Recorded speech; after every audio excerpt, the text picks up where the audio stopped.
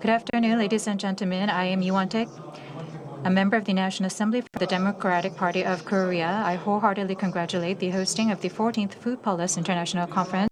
I would like to express my deep gratitude to the President and all those involved at the Korea Institute for Food Industry Cluster for organizing this invaluable event to discuss the future development of the food industry. Currently, the world is facing significant food-related challenges due to conflicts and the climate crisis. In such circumstances, the role of the food industry will only become more crucial.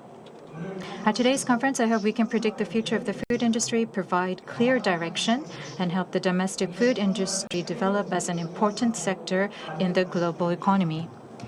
I kindly ask that all of you, as members of the industry, approach today's discussions with a sense of responsibility and gain deep, meaningful insights. Once again, I congratulate on the successful hosting of the conference, and the Democratic Party of Korea will also do its best for the continuous development of the food industry.